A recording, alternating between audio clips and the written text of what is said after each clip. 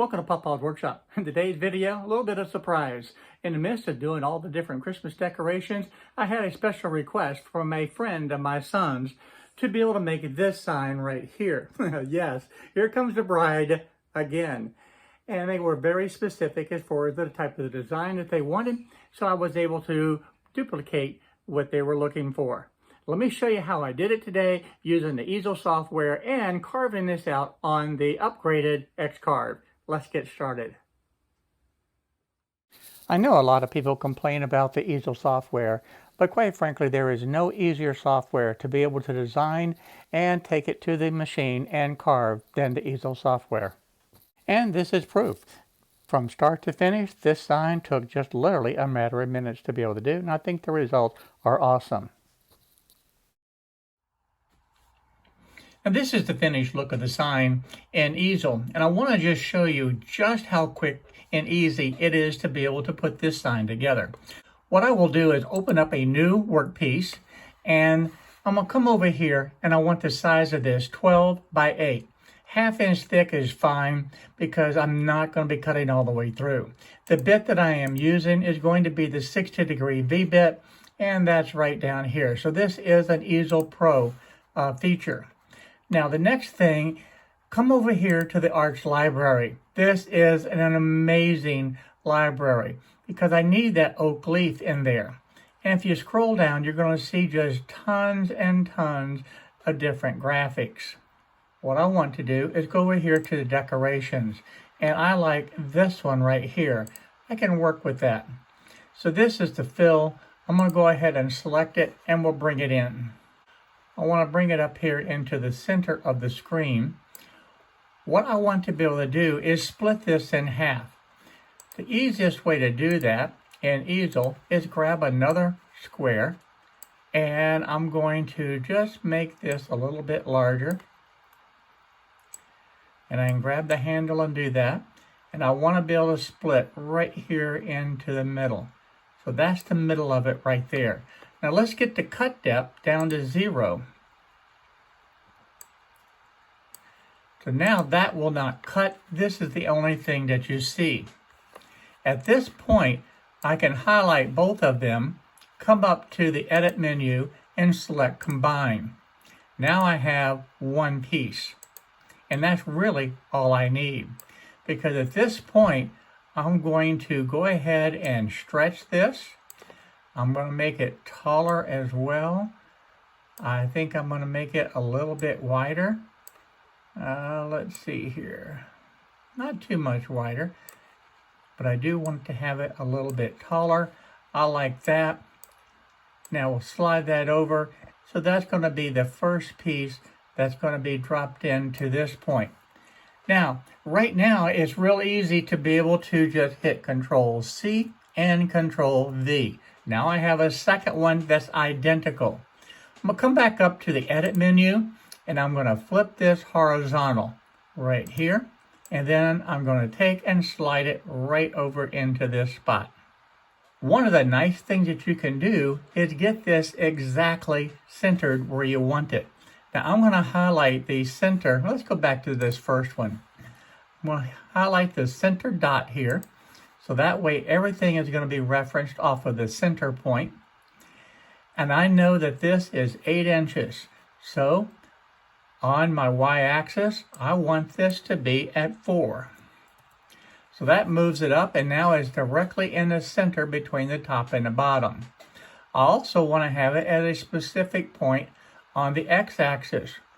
So let's go right up here to the x-axis, and I'm just going to put this at, let's say, 1.5 of an inch. And that looks good. I'll tell you what, let's move it back a little bit. Let's go ahead and make that on the x-axis 1.25. I like that better. Now at this point, let's come over here to the other side. And we're going to do the exact same thing. This is already highlighted for the center. We need to move this up now on the y-axis to 4. And this is at 12 inches. I need to reduce that by 1 1/4 inches. So what is that going to be? So that will be 10 3/4. So 10.75, that moves it over. And if I zoom back out and move this back over into place, now these two pieces are exactly positioned the same. And one of the things I want to do too is come right up here for the material, and you can select the different materials. So I'm just going to come down and let's just select a cherry plywood for now. And now you can see how this is going to be looking on the wood. Let's go over here now and get the text.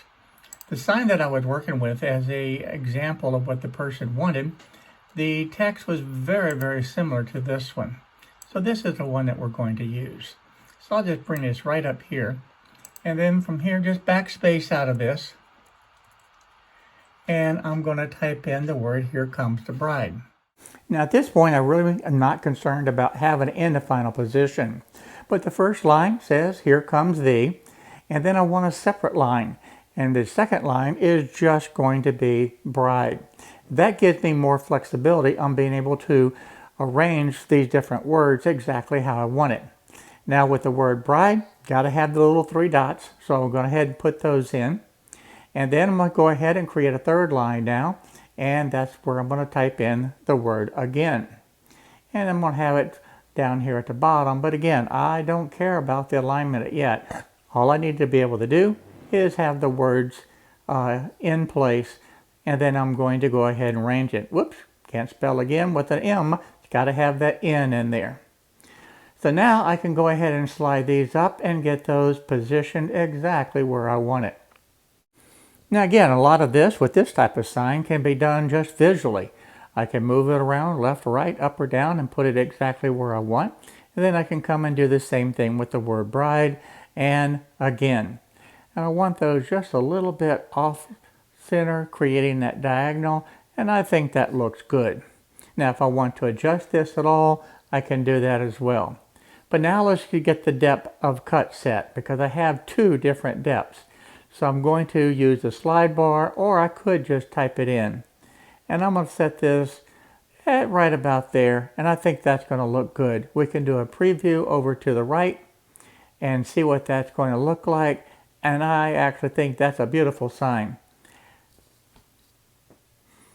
I decided to move bride over just a little bit more toward the center, and I think that's actually better. Now you can use the coordinates just like we did before and set that exactly on the X, Y axis where you want it. And that certainly gives you additional options on how you want to be able to arrange the different text. Once you're done, I'm going to go ahead and get that screen out of the way so that you can see the final picture, and this can actually be sent to the customer. Now at this point, it's time to get into the shop. I'm going to go ahead and set my miter gauge to the 12 inches, and that way I'll be able to cut my material exactly to the correct length. Now the choice of wood that I'm using here is actually a piece of scrap poplar that I had, and I think that is a beautiful grain wood, and it stains really, really nice, and I like this. So I'm going to go ahead and cut this one now to the 12 inches, and then at this point, after it's cut, I'm just going to go ahead and rotate this and cut it to 8 inches. And I really do like this new miter gauge that I have been using now in the shop for a while. And I really do love it. It is very nice, very convenient. Now I want to go ahead and get the fence. I'm going to slide it over, and I'm going to set this up down for 8 inches. Now that I have that set, let's go ahead and get ready to cut. The tape measure and the miter gauge need to get out of the way so I have a clear cutting path. And I'm going to go ahead and cut this piece of wood now down to the 8-inch. And that will complete the size that I need, the 12 by 8. The next step in this process is staining the wood. I want to be able to have this project completely stained and finished. And that way, when I carve the letters, it's going to be very easy to be able to paint the letters white. So this is a step that I like to be able to do on many of the projects, is actually have it completely finished. Now this takes a little bit of extra time because normally I would like to say that I could go ahead and directly to the computer and to the X-carve and carve this, but this in the long run saves a lot of time. So I'm going to get everything stained, let this dry, and I'm going to come back and put a water-based satin finish on it. Now because I'm staining both sides at once, I want to be able to use this little standoff to be able to protect the finish and allow it to dry on both sides.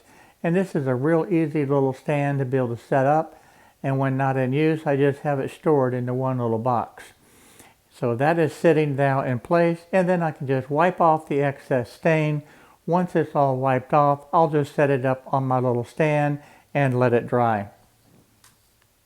Now I want this stain to dry really good, so I'm going to let this dry overnight before I put the water-based finish on it.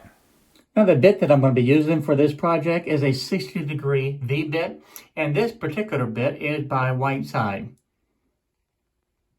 Now since I'm not going to be cutting all the way through this, I'm just going to use these bump stops to be able to hold it in place. These red screws are actually far enough away so it's not going to interfere with the dust boot.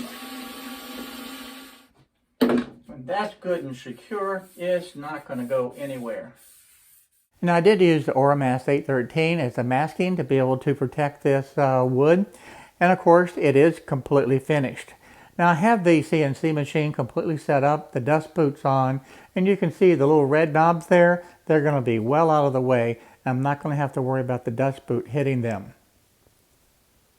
So at this point, I went ahead and went through the checklist, and I've hit carve, and it's starting the process now of carving out this sign. Now I'm doing this at 80 inches per minute, but quite frankly, I could have gone quite a bit faster.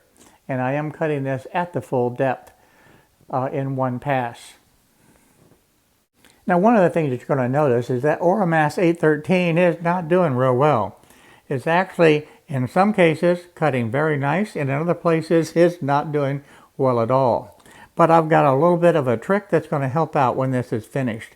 And we're going to see exactly just how good or how bad it is. But as far as the carving itself, that actually looks extremely good. But you can see on quite a few of the letters where that Oramask is actually turned loose. Now I want to point out to you, this is quite old, so this is really not the fault of anything other than old masking. One of the things I want to point out too is I do not put the dust boot down really low. I like to have a little bit of airspace on it. In fact, you can see it's just above the top of the bump stop itself, and it still pulls the dust away without any difficulty whatsoever. But look at that Oramask. Okay, we're going to have a workaround for that, and I got a good tip. Don't miss out, don't leave yet. I've got a good tip to be able to solve that problem. Now that the sign is finished carving, I want to look at this masking. A lot of it looks real good, but a lot of it did come loose. And now I want to be able to show you exactly how to solve this problem. Now this is a look at the completed sign, and you can see that there's a lot of detail in here that are very, very fine detail. And that Oramask just literally came off of these very small areas. Well, I found a very easy solution to be able to mask this off so that you can still spray it even though the Oramask is no longer there. And the simple solution is just grab a bottle of the rubber cement. Yeah, that's right, that's all it is. An old standby that's been around forever and ever. Now this is what I picked up at the local craft store. You can get this at Hobby Lobby, Michael's, or just about anywhere really. But this works amazing. Now because these areas were so small and so thin, I literally took a toothpick and put that glue right into these areas and let it dry. Once it was dry, then I could go ahead and spray everything just as normal. And this is an example here where that masking had come loose, and it absolutely worked fantastic. So once everything was sprayed, then I was able to remove all the masking and just take nothing more than a popsicle stick and just scrape off the edge with that glue, and it comes right off, leaving a perfect finish. After a couple of light coats of this Rust-Oleum paint, I went ahead and now I'm ready to take off the masking. Now, since we're spray painting this, make sure that it's completely dry, because if it's not, when you're removing the masking, you could potentially get the paint or wet paint onto your project, and you don't want that. So make sure that the spray paint is completely dry, and please make sure it's light coats. You do not need heavy coats. In fact, the first coat that I sprayed, you can still see the color of the wood underneath it, and that's okay, because what that does is seal the wood on that first coat, and then when you come back with that second light coat, it actually covers very, very nicely. I'll go ahead and get the rest of these little pieces off, but this is definitely looking amazing so far.